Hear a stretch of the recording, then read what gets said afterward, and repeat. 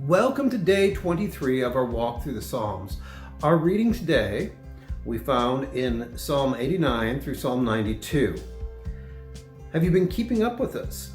4 Psalms a day, each day take us about 40 days through this. Now, I want to look today at Psalm 91.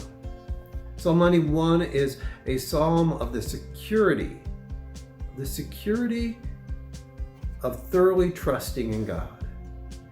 And as we read through this and as we look through the psalm together, that's one of the things I'd like you to think about is what kind of security have I found thoroughly trusting in God? Now let's look at it together. Psalm 91. He who dwells in the shelter of the Most High will rest in the shadow of the Almighty. I will say of the Lord, He is my refuge and my fortress, my God in whom I trust. Surely He will save you from the fowler's snares, and from deadly pestilence. He will cover you with His feathers, and under His wings you will find refuge. His faithfulness will be your shield and rampart. You will not fear the terror by night, nor the arrows that fly by day, nor the pestilence that stalks in the darkness, nor the plague that destroys at midday. 1,000 may fall at your side, 10,000 at your right hand, but it will not come near you. You will only observe with your eyes and see the punishment of the wicked. If you make the Most High your dwelling place, even the Lord, who is my refuge, then no harm will befall you, no disaster will come near your tent. For He will command His angels concerning you, to guard you in all your ways. They will lift you up in their hands so that you will not strike your foot against a stone. If you will tread upon the lion and the cobra. You will trample the great lion and the serpent. Because He loves me, says the Lord, I will rescue him. I will protect him, for he acknowledges my name. He will call upon me, and I will answer him. I will be with him in trouble. I will deliver him and honor him. With long life I will satisfy him and show him my salvation. This is, of course, a time when we have been sheltering in place, if you will. Now, as I looked at this psalm, I noticed 3 places where the psalmist says that we as well ought to be sheltering in place. What are these 3 places where we as believers ought to be sheltering or finding our shelter in place as we come through here?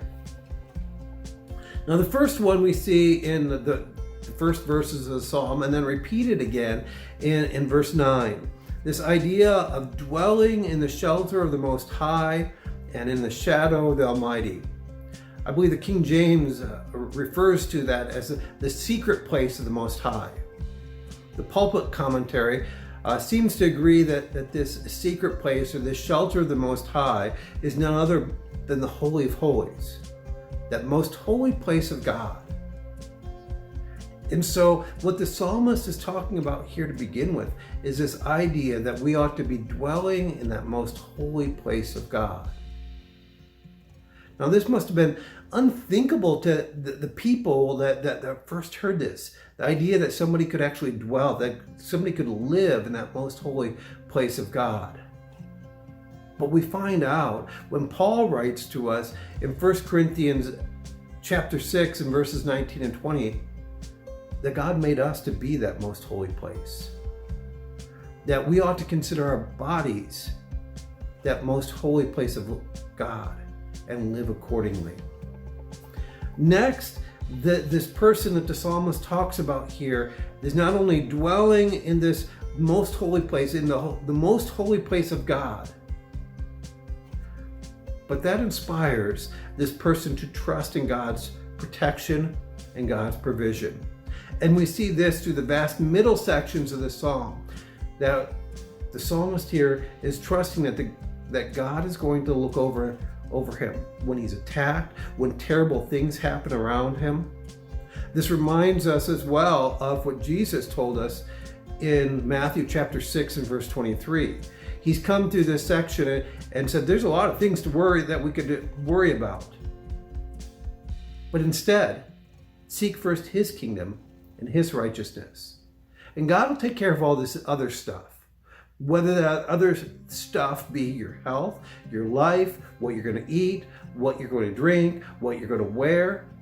Seek first his kingdom and his righteousness, and trust that God will provide and protect. The psalmist reminds us of the same thing, that God provides and protects those who have found their refuge, those who are living in him. Finally, this person is dwelling in persistent prayer. Now, this person dwelling in persistent prayer, we find this all the way at the end of the psalm. Because he is living in the holiness, the holy place, the righteousness of God, because he is trusting God to take care of him in all these things, this inspires him to live in this persistent prayer that we see at the end of the psalm. Again, this reminds us of the New Testament, where we're told that we ought to pray continuously in 1 Thessalonians 5:17.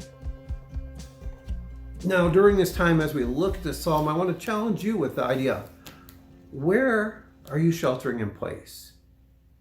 Where is a place where you are finding that refuge and that shelter during this time? Are you finding that refuge in the holiness and in the righteousness of God?